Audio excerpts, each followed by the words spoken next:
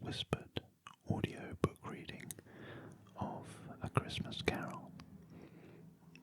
So when we left it, in part 1, Scrooge was in his office talking to his nephew, who has just departed, having wished Scrooge's bank clerk, Bob Cratchit, season's greetings. So we're just going to pick up from there.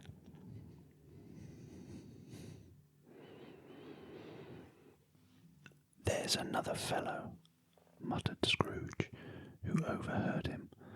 "My clerk, with 15 shillings a week and a wife and family, talking about a Merry Christmas. I'll retire to Bedlam."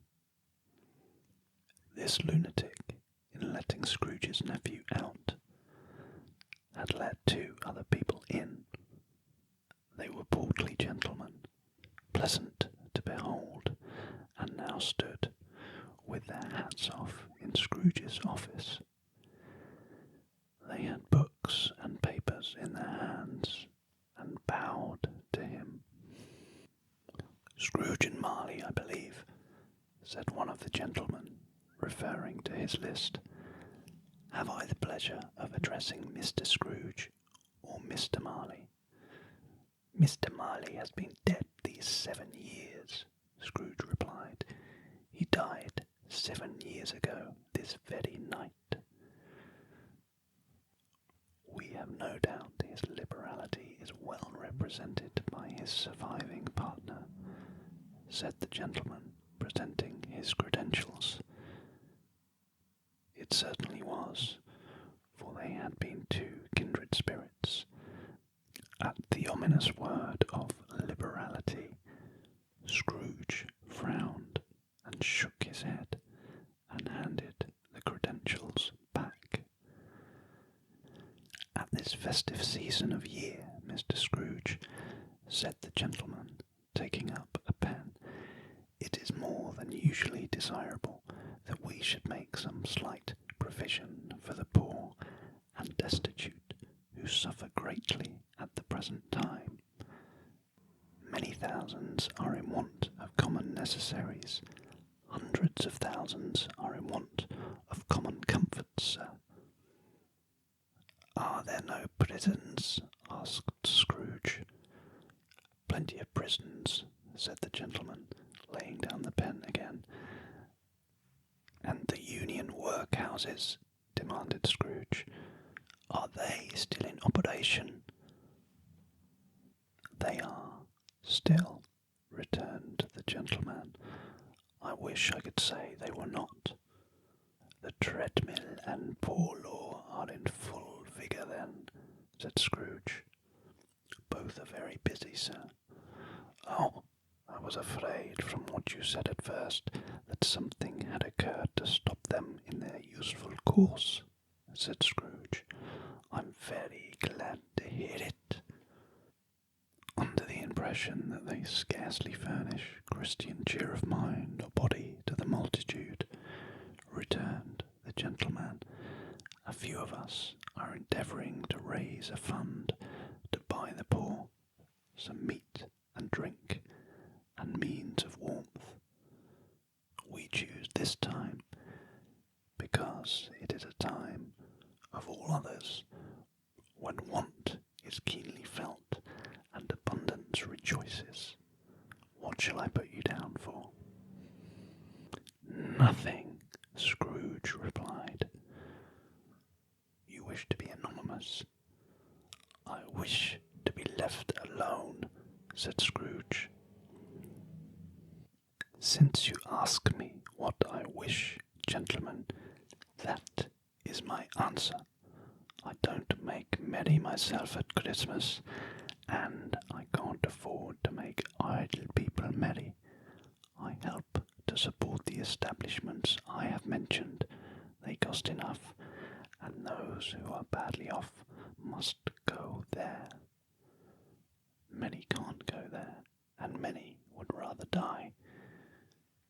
"If they would rather die," said Scrooge, "they had better do it replace the surplus population.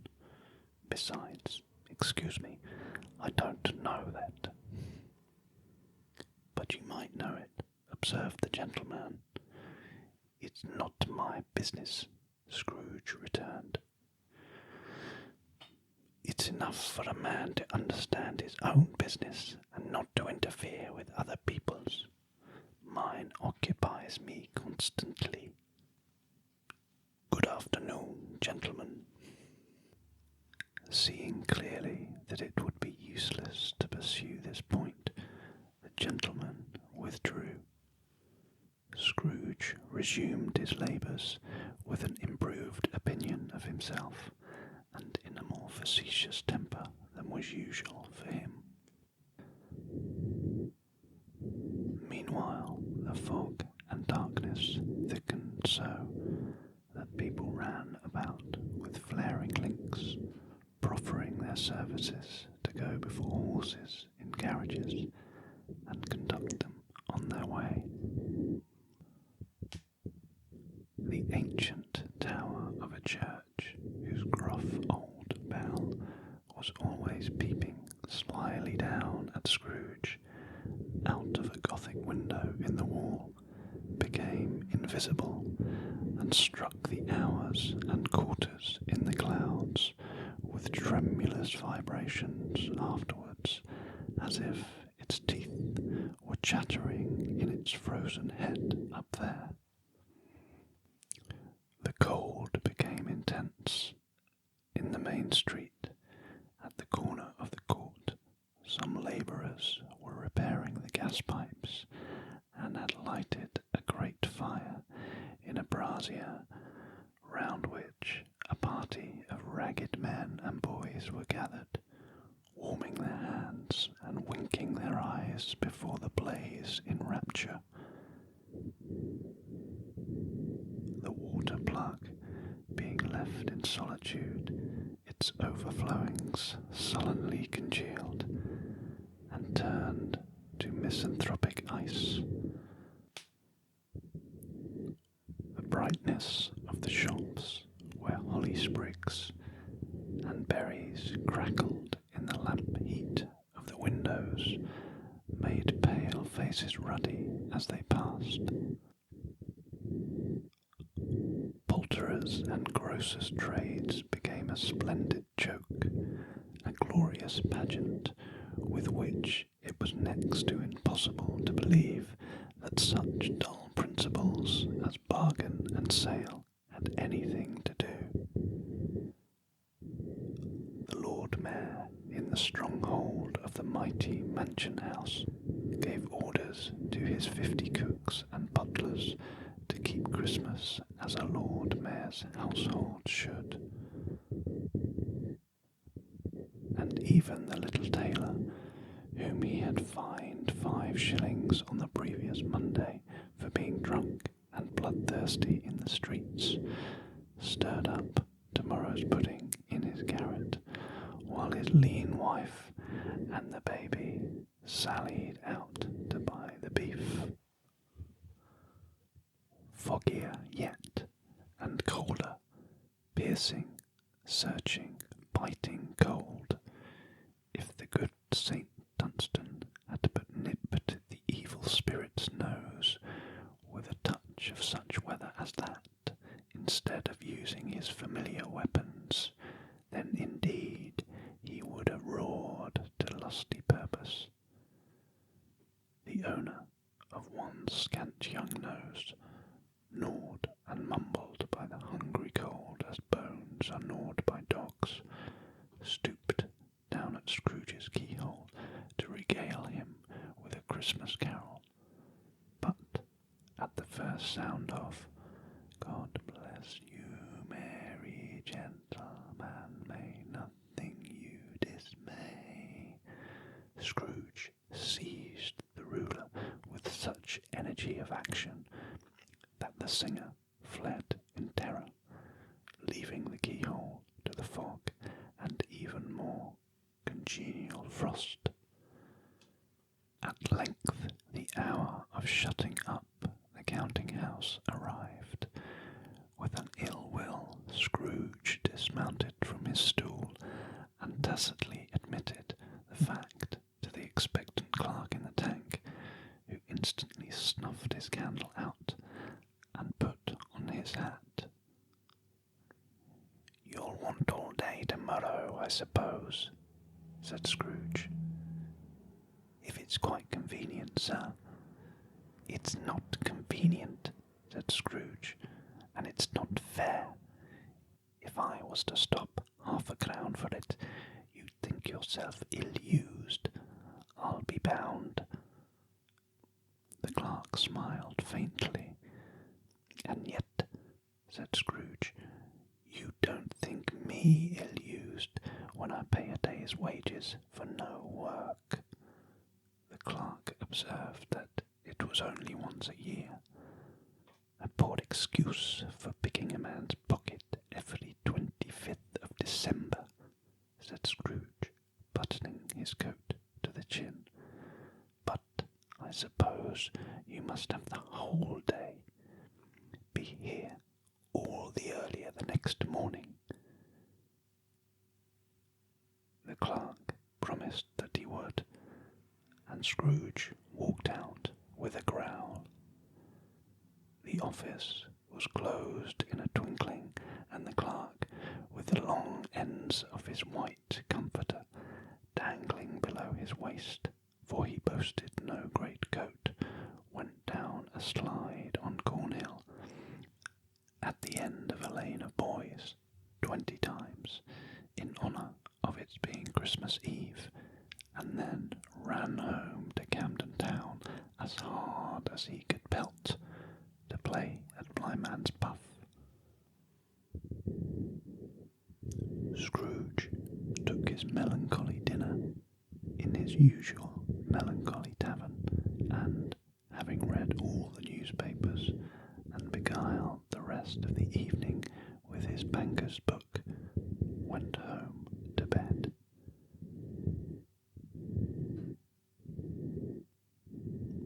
He lived in chambers which had once belonged to his deceased partner.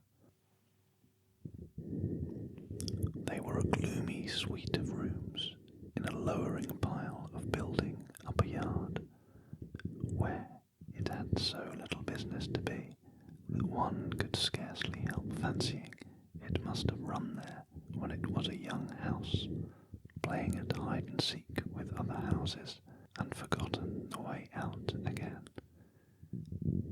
It was old enough now, and dreary enough, for nobody lived in it but Scrooge, the other rooms being all let out as offices. The yard was so dark that even Scrooge, who knew its every stone, was fain to grope with his hands.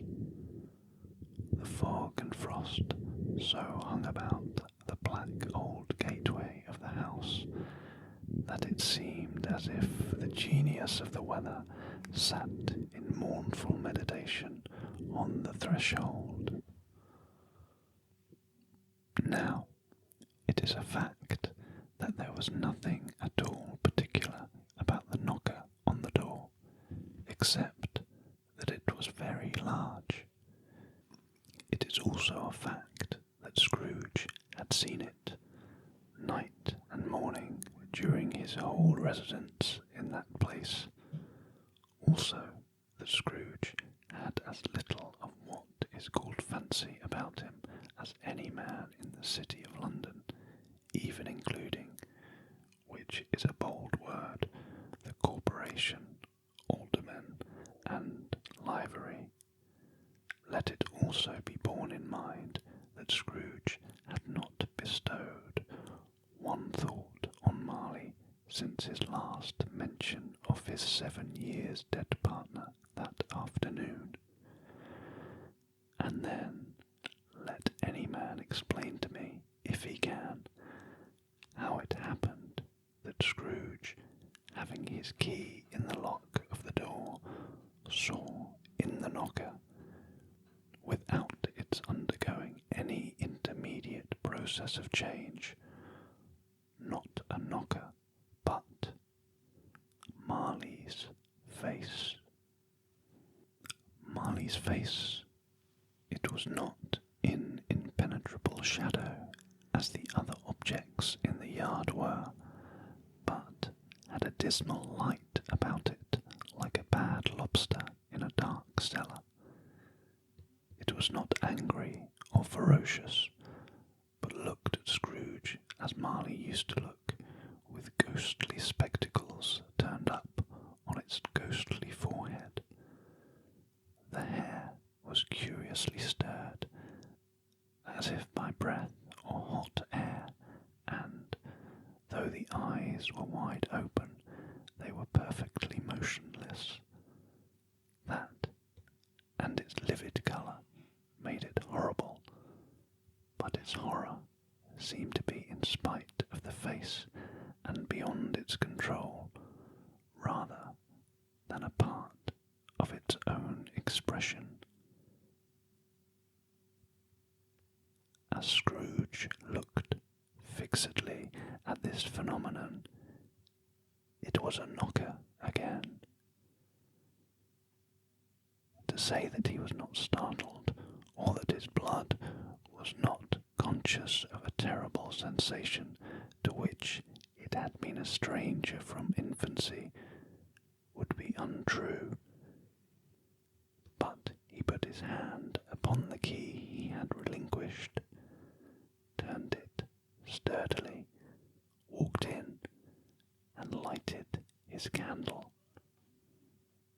He did pause with a moment's irresolution before he shut the door, and he did look cautiously behind it first, as if he half expected to be terrified with the sight of Marley's pigtail sticking out into the hall. But there was nothing on the back of the door except the screws and nuts that held the knocker on, so he said, "Pooh-pooh," and closed it with a bang. The sound resounded through the house like thunder.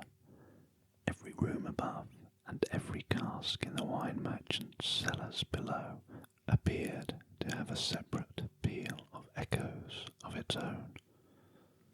Scrooge was not a man to be frightened by echoes. He fastened the door and walked across the hall and up the stairs, slowly too, trimming his candle as he went. You may talk vaguely about driving a coach and six up a good old flight of stairs, or through a bad young Act of Parliament, but I mean to say you might have got a hearse up that staircase and taken it broadwise, with the splinter bar towards the wall and the door towards the balustrades, and done it easy. There was plenty of width for that, and room to spare, which is perhaps the reason why Scrooge thought he saw a locomotive hearse going on before him in the gloom. Half a dozen gas lamps out of the street wouldn't have lighted the entry too well, so you may suppose that it was pretty dark with Scrooge's dip. Up Scrooge went, not caring a button for that. Darkness is cheap, and Scrooge liked it. But before he shut his heavy door, he walked through his rooms to see that all was right. He had just enough recollection of the face to desire to do that. Sitting room, bedroom, lumber room, all as they should be. Nobody under the table, nobody under the sofa, a small fire in the grate, spoon and basin ready, and the little saucepan of gruel. Scrooge had a cold in his head upon the hob. Nobody under the bed, nobody in the closet, nobody in his dressing gown, which was hanging up in a suspicious attitude against the wall. Lumber room as usual. Old fire guard, old shoes, 2 fish baskets, washing stand on 3 legs, and a poker. Quite satisfied, he closed his door and locked himself in. Double locked himself in, which was not his custom. Thus secured against surprise, he took off his cravat, put on his dressing gown and slippers, and his nightcap, and sat down before the fire to take his gruel. That was the end of part 2 of this whispered audio reading of Marley's Ghost. Stay tuned and listen out for part 3 coming to your ears very soon. But in the meantime, as always, do stay relaxed, do try to keep calm, and do sleep tight.